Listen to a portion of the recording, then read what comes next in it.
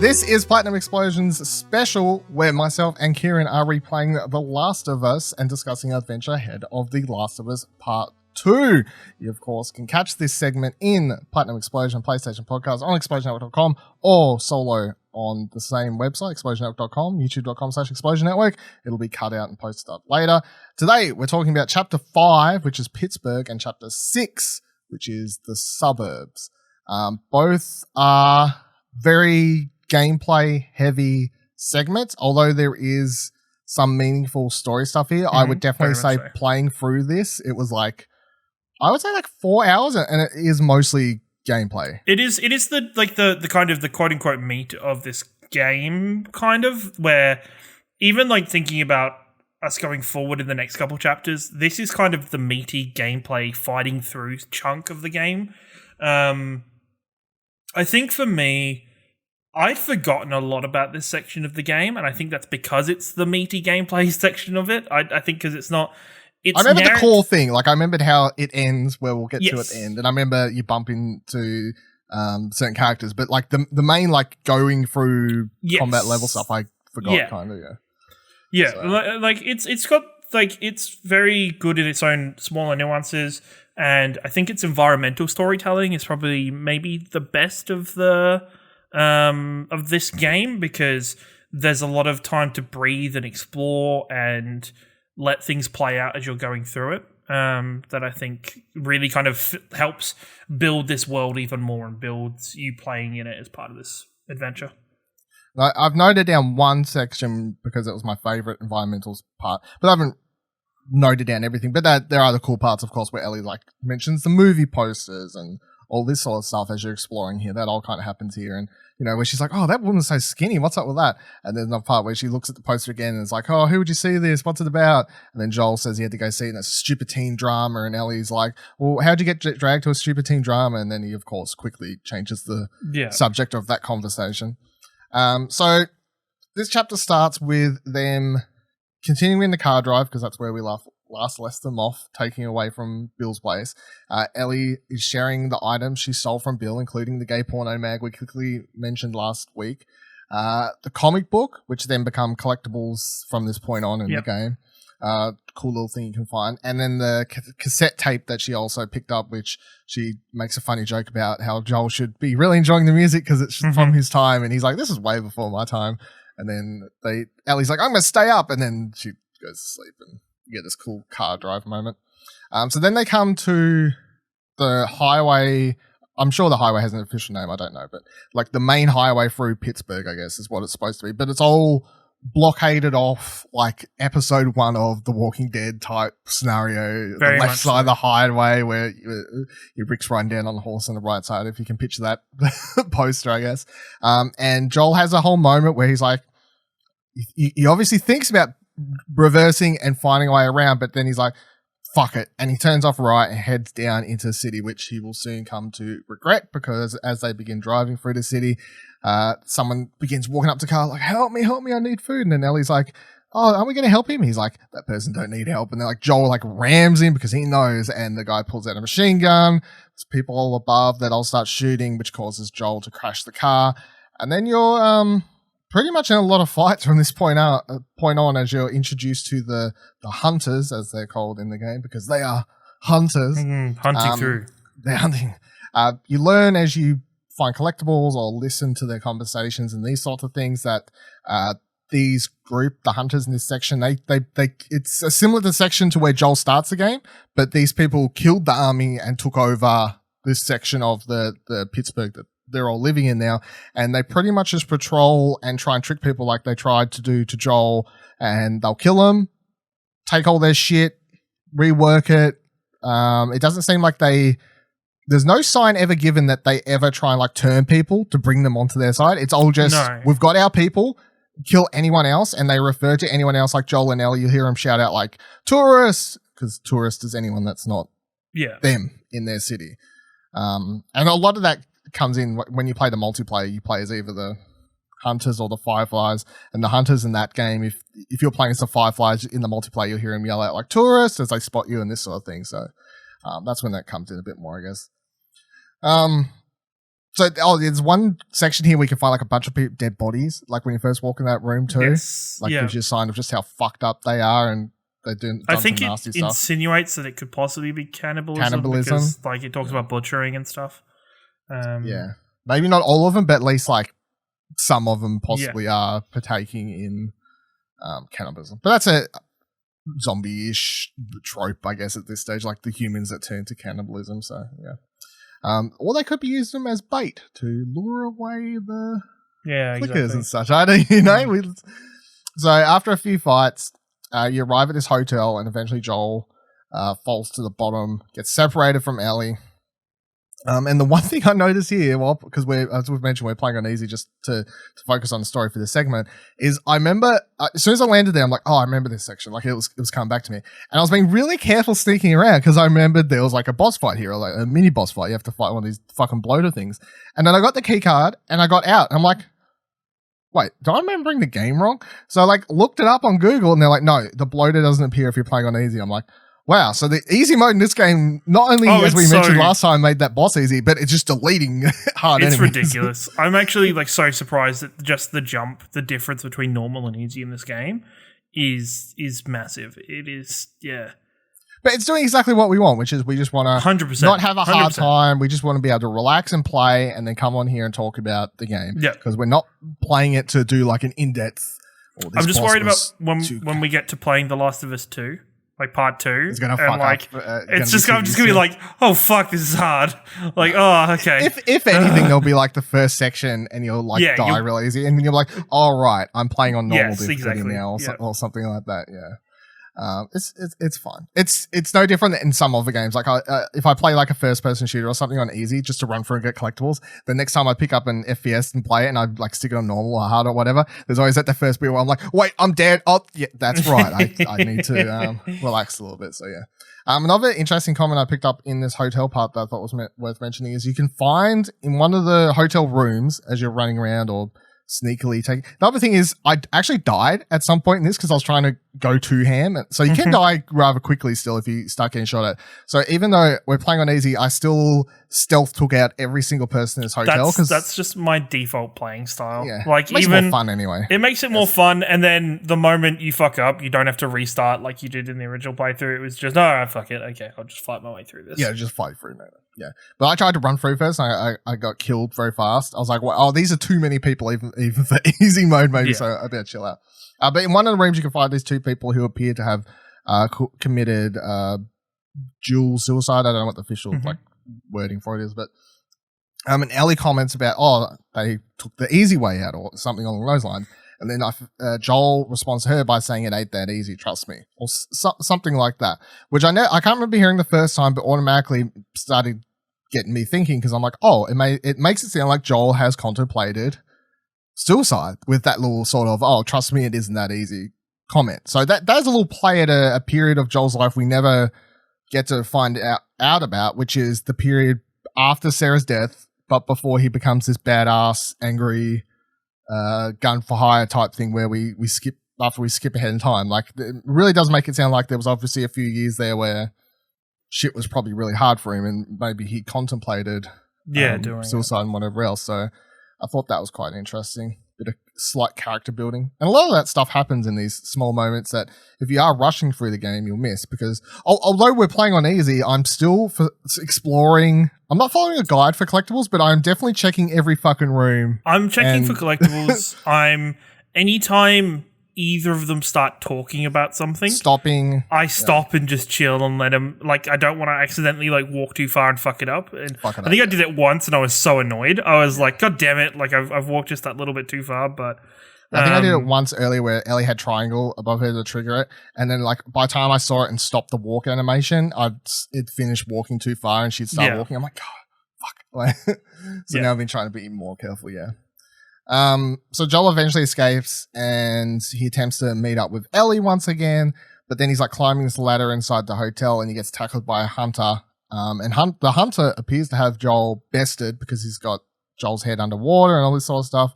And then he gets saved by Ellie, who actually comes up and, as Joel's trying to reach for his gun, she picks it up and shoots the hunter in the head. However, instead of Joel turning around and being like, oh my God, Ellie, thank you so much for saving my life. That wouldn't fit Joel, of course. He's like, God damn it. Do as you're told. You weren't supposed to come up here. Why would you do, like he's very aggressive with her straight away, which you can tell she gets disappointed with because she's obviously assuming that she'll get praise or thanks or something like that. Like, I just saved your life, like. I think, especially for her in this, she's trying to, maybe not on purpose, but subconsciously prove that she can be just as useful as Tess was in that relationship. Like seeing how Joel and Tess used to work together, and then she wants to strive to have that same level of respect and accountability in their partnership that she's pushing for. Yeah, she wants to not be the weak little girl person that he's got the package that he's bringing. She wants to be the partner in crime or have you. So after this moment, though, they brief bit of an argument and getting to a tiff. Outside, Joel doesn't trust Ellie with a rifle that they find as he heads down to try and take out all these hunters, and she proves that she can handle the rifle because she shot BB guns popping swamp rats back on Tatooine. She used to do that. So she knows how to use a rifle somewhat. And then after Joel goes down and takes out all the hunters, he subtly, quietly sort of makes up by thank you for saving my life. Well, kind of like kicks his foot. Like, because even then, like when he gives her he gives her the rifle, she's annoyed because he's like, "No, you're staying up here while I'm going down there," and she doesn't quite click what he is suggesting for that situation. That he wants her to look out for him with the rifle. And yeah, it's a real good. I think this is like the turning point for their relationship, very much so. And then on top of that, the following section also kind of cements it a lot better. Yeah. It's like at this point it starts building something, and then I feel like it continues to build, and then like the point where they obviously it topples towards Joel having to just give in to Ellie being not just this weak little girl is when we get to section at the end of next week's episode, where he has to be relying on Ellie. Like at that point, it's like all the trust they build up between now and then sort of has to plateau, and he has to, So after all that, he does then entrust her with a gun and says, "Only for emergencies." I mean, it's all fucking emergencies, isn't it? Like, when do I shoot the clicker running at me now, or do I wait and save my bullets? Like, when is it an emergency? So anyway, then the two attempt to they go down through some more buildings and whatnot, and then they end up getting chased by this car, Humvee or something. I guess it's got a turret attached to the top of it. Looks like it's something fucking mad. Can I say whatever the one thing that is always really interesting about the Last of Us universe or the written narrative, which is different from every other zombie apocalypse, and none of those zombie apocalypses are ever 20 years in the future. Fuel does not seem to be a problem in this world. Because not with this car. Not with like the Jeep that's chasing around, and there's like cars with the original section. Like this Jeep is just driving for ages. And you're like, well, you guys just don't care about fuel. Okay, interesting. There's not some kind of famine fuel shortage 20 years later. You're still going. Good. Okay. Okay. Sure. Yeah. It's one of, they never really get into it, and I guess you're not supposed to think about it. I think they use the setting of being an apocalyptic world, but they don't kind of force on the survival element of the not too hard. But maybe they own the sequel and it's like you got horses now. Like, you're traveling horses, it's not a car. Like maybe they're trying to like rectify some of the small things. I guess you could say for the hunters they have enough fuel because they're like stopping enough people's cars and like whatever else that they're just kind of tunneling all that fuel into this one patrolling vehicle, because you only ever see the one, I guess. Is the one saving grace here. But so they run away from this thing. You get a whole action sequence, and then eventually end up climbing along this windowsill and making a way into this building. And as they enter, Joel's grabbed by this person, and Joel manages to turn the fight around. He ends up beating the living shit out of him until Ellie yells for Joel to stop because she's spotted another kid in the room. So then Joel stops, nearly killing the person, and they apologize to one another because they realize that neither is actually a hunter, which is what the person assumed Joel was. So they make up, and we're introduced to new characters, which are Henry and Sam, who are brothers. And they explain that the whole plan is to go in the same direction that Ellie and Joel are headed, but for different reasons. They're trying to find Fireflies because they want to actually join up and become part of the Fireflies. And Joel makes kind of sly comments about, you sure that's the best idea? But he doesn't want to get too involved, obviously. He's just a bit like, you sure that's good? Yeah, we want to do it because this. And then Joel's like, yeah, whatever. What do I really care? You know, Joel isn't the person to dig too deep into anyone's I feel really bad for, not bad for Joel in this section, but he starts letting down walls that he's built up slowly. Like, you see it towards the end of the section where his walls are coming down and he starts considering the idea of being a permanent kind of 4 people unit traveling together to the Fireflies. And it all kind of goes to shit and tumbles down around him. Yeah, well, he does make a comment a little bit after this where he's like, Ellie says it's probably good to be with them, and Joel literally just says, yeah, I agree, you're right. Or something like that. Like, he literally says you're right to Ellie, which is like, you said you're right to Ellie, Joel? Are you okay over there? You doing all right? Anyway, Henry leads them. And by the way, Henry is the older one by some 10 plus years, surely. At least. It's hard to tell his age. It's hard. Well, he's got to be, because he was a kid 20 years ago. So he'd be like 30 then, I guess. So had to be in his 30s, and that must mean that his parents must have survived a very long time to be. Yeah, so that means that he was a kid when it happened, his parents survived, and then his parents had another kid after the outbreak, and that's when Sam was 10 born. years later, a decent amount of time afterwards. So that's how that all adds up. Yeah, that makes sense, I guess. Mm-hmm. Who would bring a kid into this disaster as well? How irresponsible. Anyway. But Sam's the younger one, and he's because Ellie says later, she's like, "Oh, how old are you?" And Ellie says, "Oh, I'm 14." And then Sam's like, "Oh, I'm 14," and then Henry's like, "Oh, you're 14 now, are you?" So I would guess he's probably like 12 or something. No, I think he's a year. I think he isn't. I think after that line, he says, "I'll be 14 in like a couple months or something." Because I remember him being like, "Oh, I'm close enough," but I'm like, "How close though?" Like, I think they mentioned a couple months or something. Okay, so it's 13. Henry leads them to this safe house he's had set up for a couple of days because they got stuck there and separated from his group. The rest of his group has probably died to the hunters, which we find out later that's very much true. They sleep for a little bit, pass some time, because their whole plan is at nightfall they're going to sneak across the bridge, because that's the best time to do it, and make their massive escape. And you manage to get down there and take out all the goons, either by going ham or sneaking or whatever you do at this shootout scene. And then right as you're like making your way through the gate and everything seems happy-dory, the freaking Humvee car thing shows up, of course. And they try and make their escape, and this ladder falls down, and then Henry's like, "Fuck you." Well, not really. He's just like, dude, he knows, and he is kind of right. I agree in this moment. Like, Joel would have done the exact same thing to him. Yeah, exactly. So it's hard to really be on Joel's side in this sort of thing. But Henry's like, "Look, I got to go. You'll be fine."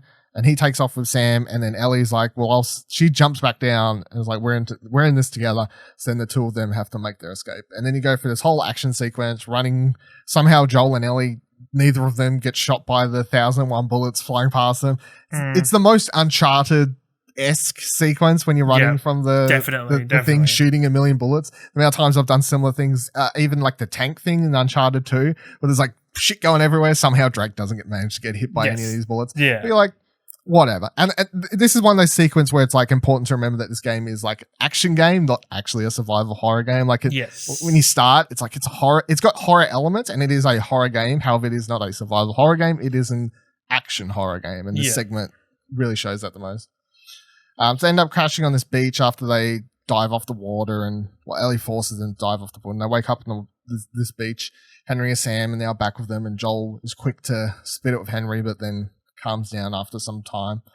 You can then find this boat and explore, and I thought this was worth pointing out because it's one of the more interesting things from the game, and back in the day everyone thought it was really cool, which is that you can find all these notes from this point on for a lot of the base, and then like some point after that as well, the last couple ones, which tell the story of this character called Ish, who was basically one of the founders of this section you're about to spend the game going through, where they have like everything set up pretty fucking amazing. You can, as you explore, you'll see all the school section have got set up, and the way they're like collecting water, and like it seems like the perfect, and even as you're going through it, the characters begin wondering how it could go so wrong. If you read all the notes, you'll find out that apparently someone fucked up, forgot to close the door one day, bunch of infected get in, nearly everyone dies, Ish and a couple other survivors managed to escape, and apparently he's out there somewhere in the wild, still alive. So if he turns up in 2, even if it's a small cameo, which I wouldn't be surprised, honestly, they could chuck him in as a small Easter egg thing for fans of this game. Because I remember when this first came out, everyone loved this little side story content for this character at the time. So it's definitely something that Last of Us fans hold very near and dear to their hearts, are these Ish notes.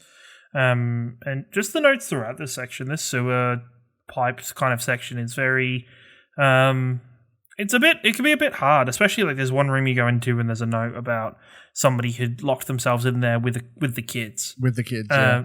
And that decision that they were going to have to make with the infected outside. It basically implies that they kill all the kids as a mercy, and then either kill themselves or let something go along. Either way, it implies that they shot all these kids. Yeah. Which is, They leave a lot of the more fucked up stuff in this to the notes or whatever, but yeah. I mean, not to say fucked up shit doesn't happen in the game, but yeah. No, definitely not. So yeah, as you explore sewers, you'll find all that stuff. You'll find a lot of the weapons, and you get a new weapon, which is the sawed-off shotty, because apparently that's the weapon everyone in the sewers was like, that's the best weapon to have. So eventually Joel ends up separated from Ellie, who's gets stuck with Henry, and you get Sam, and you get to fight your way through these many areas of infected and clickers. And then when you eventually meet up with the other 2 of them, you get this hectic fight at the door as the kids have snuck out and they're trying to find a way to open it. I remember playing this on normal, I died like several times. And even playing it on easy, I'm like, this is a lot of clickers in a very small area. I'm just like, Molotov, fuck off. It was just like, I remember this section. I'll immediately put down a couple nail bombs at the main entrances for when they come. I've got Molotovs, it's fine. Yeah. As soon as the section starts, you just need to start doing it, because if not, you get overwhelmed. I remember playing it on normal and like rushing to the door the moment the door was available to get out of, like rushing me. Holy fuck! This time I stood with my back to it. This time I remember being like, "Oh, the door's open. Oh, give me a sec. I'll kill this last one." Oh, really? Oh, yep. All right, I'm coming. Like I'll be there in a second. Like I'll stand with my back to it. I'm still just like, Molotov's at my feet. Just it's fine. I can survive the warmth. We're on easy mode. I won't take that much damage. So once you get outside, though, there's a nice sign on the outside saying, "Hey, look out, there's danger here," which is still funny. Like they're like, "Oh, that would be nice on the other side." Yeah, Ellie's reaction is great. She's like Ellie's small humor even amongst the most dangerous things, which is why Sam shortly after this asks if she's afraid of anything. I guess moments like this. After this, you get a small moment of rest where you can explore its neighborhood, and this is my favorite sort of environmental story part I love it. of this whole stuff. Because there's lots of stuff to see, lots of stuff to explore, lots of nice conversations about both Joel and Henry being asked questions about certain objects or things in the world from back in the day and having to explain them to Sam and Ellie. Sam and Ellie will literally just go sit on a couch and have this whole conversation. They'll start playing darts in another room, and you can watch that all happen, which is quite funny because they get into an argument where like they don't know the rules of dart. They throw 3 in, and then Ellie's like, "Oh, I think I won." And then Sam's like, "No, it's not." And then she's like, "Fuck off!" Like, it's just so like moments like that really I feel build Ellie's character of just like this gun ho. I wouldn't say like know it all, but she's definitely like gun. She's like, "No, I'm fucking won the darts game," you know, like fuck off, dude. So yeah, it's moments like that I think they're really cool. And if you rush through the game, you miss a lot of these really cool moments, obviously.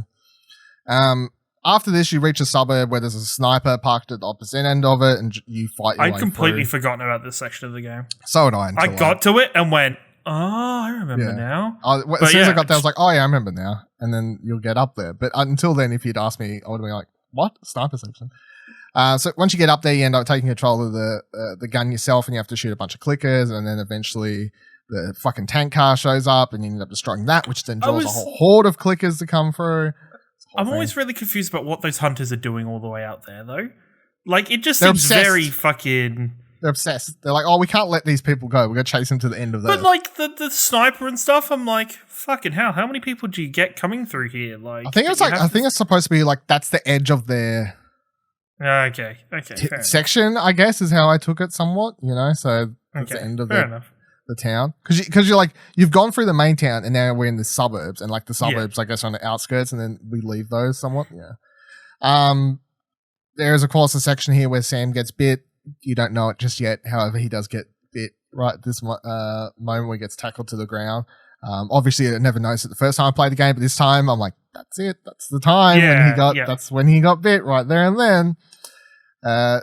Then you all go spend a night in his house. Sam is acting really weird, obviously because he got bit, and he's asking Ellie what she's afraid of, and then she plays all sly and like makes jokes, which he gets annoyed about, but then she explains that she's just afraid of being alone, which I think says a lot about her character, and then is also super evident. Like if you watch like The Last of Us 2 teasers and stuff, you can like it all sort of plays in, I guess, to her character. Like that's like the idea of her being the one thing she's afraid of is being alone still fits her character right through to the end of this game, and as what we know about 2, I guess. It still plays it totally plays into my theory that in part 2 Joel's dead. And Joel is just in her head. Like that's Joel. Maybe. Yeah. That's what I want it to be. Find out soon. Sam explains that he's afraid of becoming one of them, and which is all makes it sadder because I'm like, dude, just tell someone. Like, why? Like, it's hard to process, but I'm like, I don't know, like how you'd be thinking. I guess if you know you're gonna turn, like, especially with what he's doing, because he's like inventorying, like doing inventory of all the food and stuff very meticulously and stuff like that. I'm like, wow, okay, kid, you're just trying to. I think he's just trying to process it and just, I don't know, but he doesn't. I don't know. It's just one of these things where you're like, I don't know. And anyway, you come around to the morning. Morning time comes. Ellie wakes up. She asks Henry where Sam is. He's like, oh, let him sleep in for once. Everyone seems happy. They just escaped the town. Everything's going to be great. They're about to continue on their time all together as a group of 4. Joel's like even pretty chill. Yeah. And he's like, cool, we'll go together. We'll hang out now. Henry and Joel had a great night before. They were talking shit together. Yep. Everything seems great. And then, of course, Ellie goes to check on Sam, and Sam's turning, I would say. Either way, he's at the point where he's viciously attacking Ellie, on top of her on the ground, trying to attack her. Joel, of course, goes to save. Henry shoots at Joel's hands, basically, to keep him away.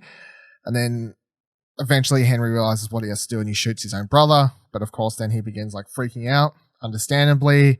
Joel tries to get his gun from him, but Henry says, no, this is all your fault. And then as soon as he says that, he points a gun at himself, shoots himself, and it cuts to black. It is the most disturbing, I would say. It's like you have the opening of this game, terrible, heart-wrenching, and then this moment. And I think I think the fact that it all happens and then it just cuts to black and it's like fall or whatever. You know, there's no time to process it or anything. It's like a jarring moment as well, because for me, I'd actually forgotten that Henry kills himself. I couldn't remember how. I hazily remembered that Sam turned, but I couldn't remember anything past it. And just how it's edited, that the gunshot and the closing fade to back kind of beat is all in the same kind of moment is such like a hard cut, like a hard, like almost ripping you out of that kind of that nice safe spot you were just feeling like you were in, where you were like, man, I've just escaped everything. We're going to be okay.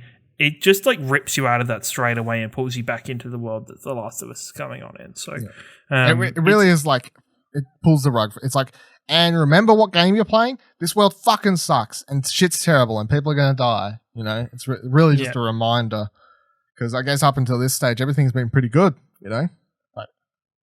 At the opening of the game, that's terrible, that's fucked up. But other than that, every character you've met, apart from Tess, you know, like ever since then, it's like, things are picking up. Bill seems okay. He's going to be all right. Meet these other 2 characters, they're going to be all right. And no, fuck you. Feel bad. Yeah. Have a tear. You better fucking feel sad. I'm like, I feel sad. Especially I don't think there's not much of an inkling or a suggestion that of how Henry would react to something like Sam's death. I think it's very much that Henry, he sees himself very much as Sam's protector, his bodyguard, kind of, he's responsible for him, and he's a bit overprotective of Sam. So but you never quite realize just how much, like, he goes from 0 to 100 from losing his brother in just grief in like moments, and watching that happen is so gut-wrenching and so abrasive to watch. It's hard. I'd even pair it with that thing I was saying before about Joel saying it's not as easy as Ellie was making it sound, but not to say that Henry found it easy in that moment, but it was obviously like as far as he was in his mind in that moment, he's like, that's it, I'm done, I'm over, and it's easier than accepting that he's going to live in a world without his little brother. Without his brother, because obviously it implies that his parents are dead and potentially were part of the group. I don't know, but. Anyway, so that's it for this part of The Last of Us replay. Of course, next week we'll be back once again. Next week we're playing through the chapters of Tommy's Dam plus the university. So you should all know where the university ends and where that'll cut to blank, obviously with a big moment. But that's where we'll be playing through next week. Honestly, I just want to make note now, I can't remember how long all of that section is. I feel like a lot of it's just story stuff. Can't remember how long Tommy's Dam is. Yeah. I can't remember how much gameplay is in Tommy's Dam. I don't feel like there's much from memory, but I don't know. It'll be interesting to see. Find out what we say next week and if it feels wrong or if we was right.